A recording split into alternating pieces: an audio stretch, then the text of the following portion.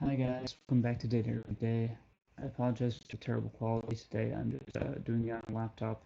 This will not be permanent. Alright, today we're going to be looking at a bank direct marketing dataset in which we have a bunch of columns about I assume different clients. Yeah, and we'll be trying to predict whether or not they subscribe to the product the bank is offering. So let's get started. I'll go ahead and import our libraries. We'll be using the standard scalar, label encoder, and train test split function from sklearn. And the model we'll be using is just a logistic regression model. So start by loading in our data using the pandas read CSV function. You can get the file path right over here, bankfull.csv. And I believe this dataset has 45,000 examples. Take a look at data, and right away we can notice we need these semicolons in here, which means that the delimiter is not the usual comma. So we have to specify the delimiter is going to be semicolons. Now we have the proper data set. You can see we have 17 columns, one of which is a label column, rest are our features, and 45,000 rows. So let's start by just getting a bit of preliminary information about the data set. And it looks like we have, it's telling us that we have no null value, right? And that we have some object or string data type, and the rest will be integers. So let's start pre-processing the data. And we'll start by, well, let's mark it down. Pre-processing. And then we're going to split it between x and y. And the y column here is actually just called y. So we'll index y. And then x will be data.drop y. On the first axis, it's a column axis. Right, so that should do that. And then we're going to define a function called get categorical features, which will take some data frame and will give us back all of the features that have an object data type. To return a list, we'll use list comprehension here. For each element of the list is going to be a column, well, it's a feature, really a column name. For each feature in the list of columns, for not data, should be df, for the list of columns in the data frame. Are you done? Sorry. Right, so it's going to be containing a list of features for each feature in the data frame.columns, but only if that particular column's data type is going to be object. Right? So if we just want to see that it looks like for features of data, of x rather, columns defined. Oh, this should be feature. This is the list. All of the features that have an object as their data type. So you can see age is excluded, months is excluded, etc. This is just the objects. So now let's make another function called getUniques. We're taking a data frame and some columns from that data frame, and it will return a dictionary that maps column to the unique values in that column. And the way we can do that is df subcolumn .unique, and this will just this will return an empty array. So let's make it a list so it's easier to look at. And that's for each column in the column. Alright, so if we did get uniques, of date of x, and for the columns we're going to pass in, we could do it for all the columns in x, right? Method object not iterable.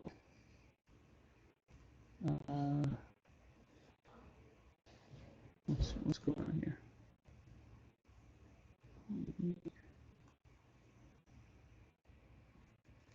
I assume. Oh yes. Okay.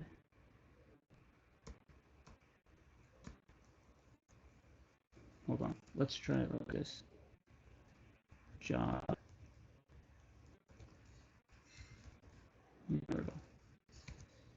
No. What is going on here? We just paste in what I had before so we can see what I did wrong. Yes.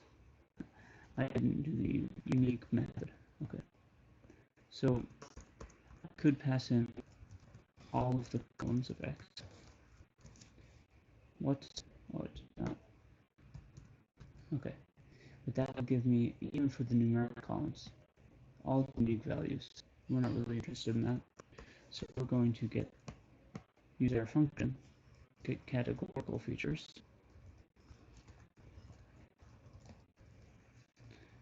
Passing x. It will be the columns. Now it will give us all the unique values in the categorical columns. So now what we can do is start separating these into categories. And actually, before I do that, I noticed something. It says unknown here, and unknown here, and unknown here, and unknown here. So what I'm thinking is the way null values were encoded into this is just barely unknown. So let's go ahead and we gotta deal with those because those are we need to actually handle those null values first. So if we have x dot apply a lambda function that will take an x and return pi dot nan, which is null value, if the string of x equals nan, and nan, oh, not nan, that why? Oh, else x.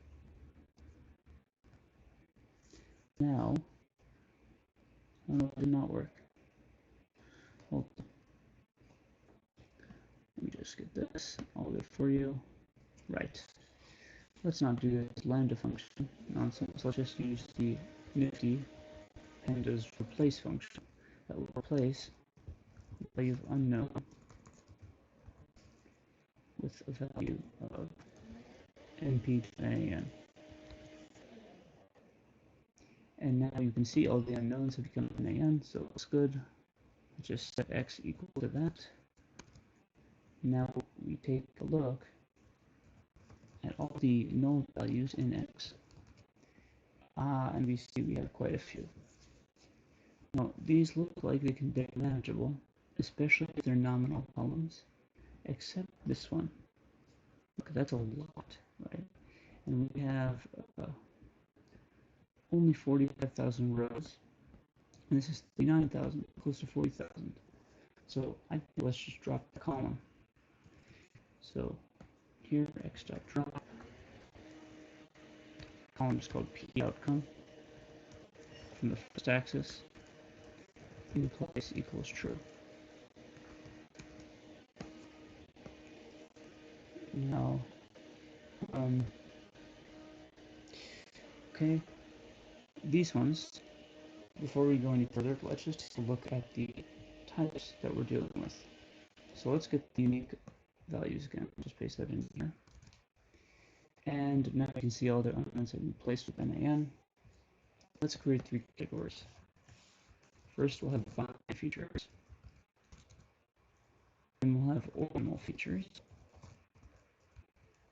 Then we'll have nominal features. And binary features are really just a subset of nominal features, but they're encoded a little differently, so we will set those aside. And so job is our first feature, first categorical feature, and that's a nominal feature. So there's no inherent order between the values. Marital is also nominal. Education, that's ordinal. Default, it's going to be binary because there's only two values. Housing, also binary. Loan is also binary. Contact, let's make that nominal. We could make it or a binary, but since it has null values, I think nominal makes more sense because we'll be using one hot coding for this. Then month is orbital, right?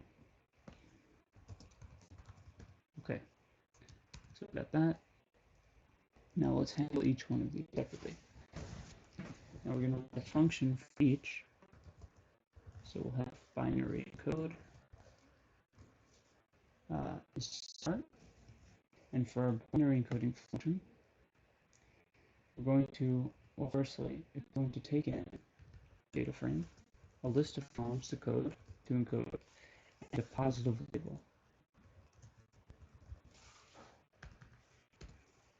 And it will be a very simple function. Let me just, okay. 1 second. I don't want to mess this up like I did the other ones. So I'm just going to copy and grab this.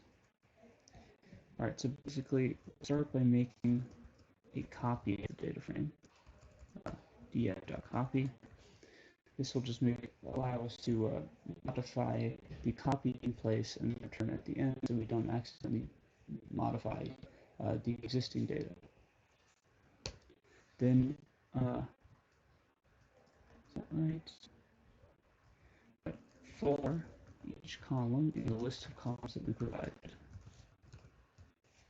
We're going to set that column equal to the same thing but with a lambda function applied. It's going to take x, which is a value in the column, turn it to 1 if that matches the positive label that we specified, and otherwise it will turn to 0. And so that's basically a label encoder, but this is our own version, right? We could use SQL's label encoder, but they say that's designed specifically for the label column. So I think this isn't so bad. And then we'll return DF at the end. Now if we just test that out on binary features, DF, binary features, and the positive example is the same for all of them, it's yet. The positive label, I should say. And this should be X, not DF. Now, see housing, loan, and default all being converted to ones and zeros instead of yeses and nos. And 1 will be yes, a 0 will be no. Just to confirm, we can look at X. You can see here 4 yeses and no, and here's 4 ones and a 0. Here's 2 no's and 1 yes, 2 no's, 1 yes. You can see it's working. Alright, so since that's working, just set X equal to that. Now we can move on to ordinal loading. So ordinal encode. This will take some data frame, a list of columns, and a list of orderings for those columns. And basically, let's set up the orderings first. So we have 2 ordinal columns, which is education and month. So we'll do education order and month ordering. In education, the 3 values are going to be primary, secondary, and tertiary. They're not counted the null value. Primary, secondary, and tertiary. And for month, it's just January through December. So just for the sake of time, I will just copy that.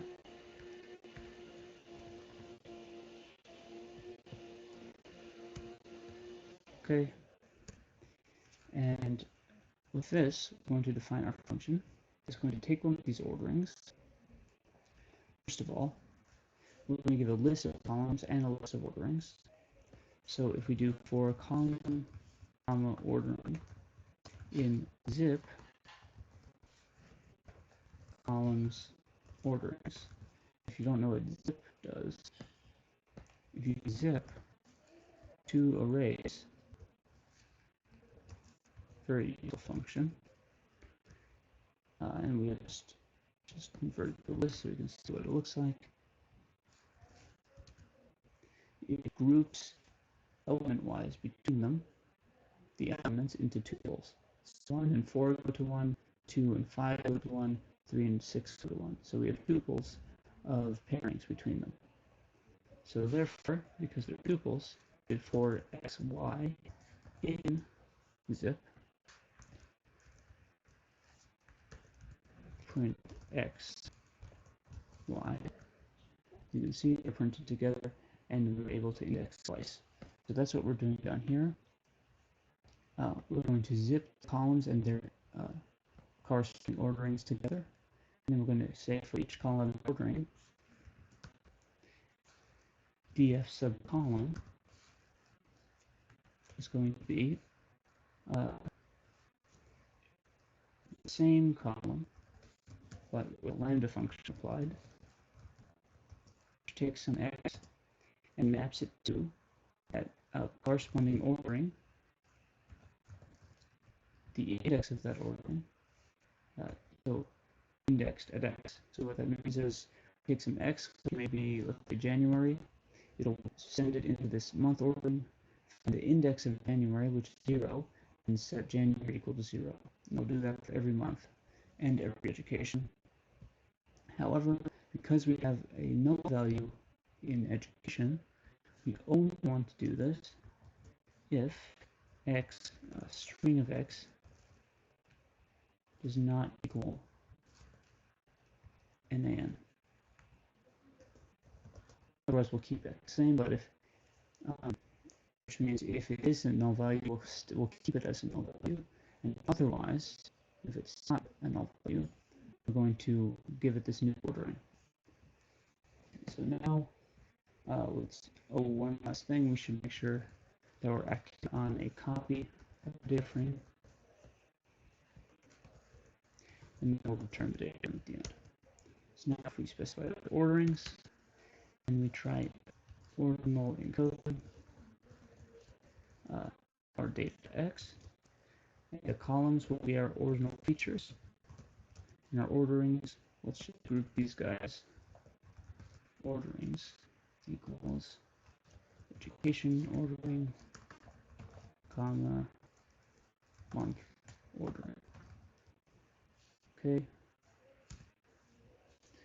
Now we'll pass in the ordinal features and their corresponding ordering. These have to be in the same order. They are. And just look at what it looks like. Ordering is not defined. Oh, this should be ordering, sorry. Now we can see months have been encoded, Mays have gone to 4, November have gone to 10, and for education, we have tertiary goes to 2, secondary goes to 1, and primary goes to 0, and the NAN is the same. So this is perfect. And now, lastly, we'll set x equal to that. So we don't work. Now we're going to do nominal encoding. And this is the same as one-hot encoding. So we can just call it one-hot encode.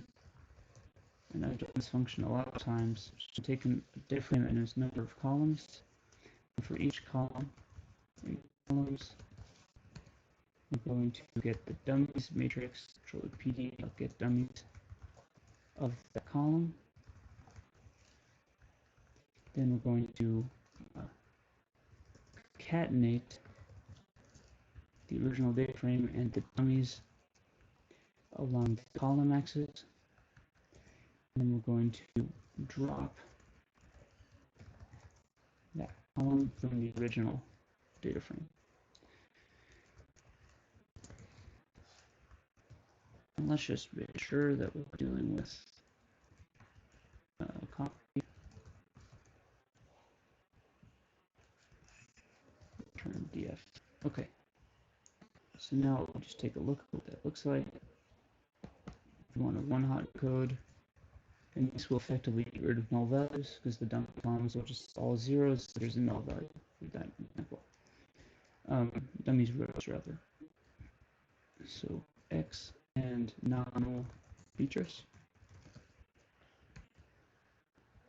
Nominal. What's wrong? Oh, actually, wait, what? There's nominal features. Here it is. What's the problem? Should take in nominal features. Which column in it? Hold on. Give me 1 sec. I'll just try to paste this in and see if we. No, there's a difference between what I had before. What am I doing wrong? What do you mean nominal? Where is nominal happening?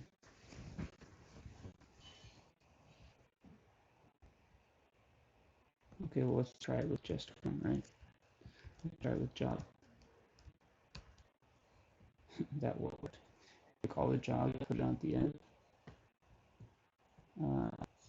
Nominal features. Oh, what is this? Oh. Oh no. This should not. Nominal. There should be contact. There we go. Alright. Sorry about that. Now let's go in here, put it nominal features, and test it out. You can see all the nominal features are gone. They've just been appended onto the end as new columns for each unique value. And here, since it's working, we'll set x equal to that. And now our x has only one problem left, which is that we have some NAM. If we just look at all the null values in there,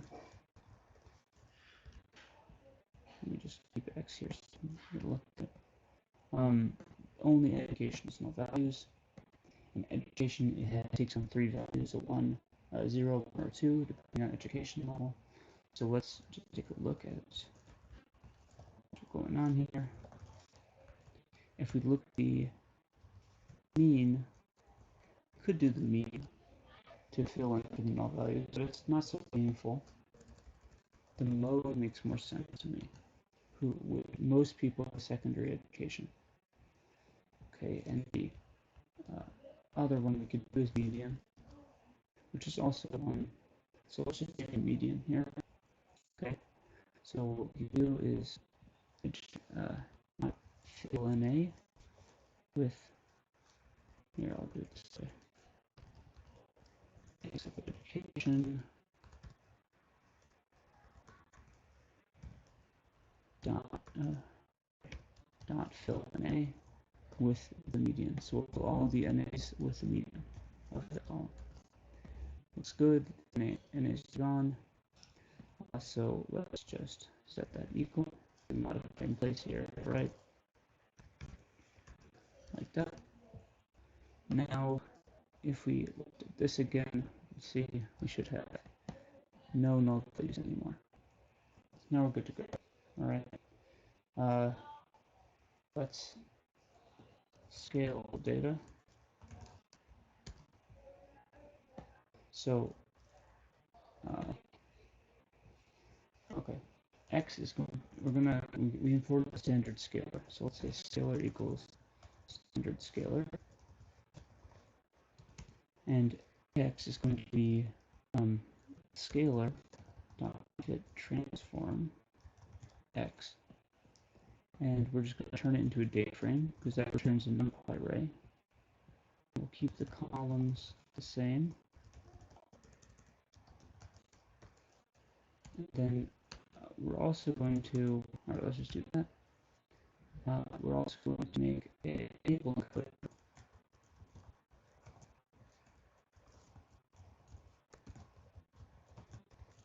And we're going to transform our y using that.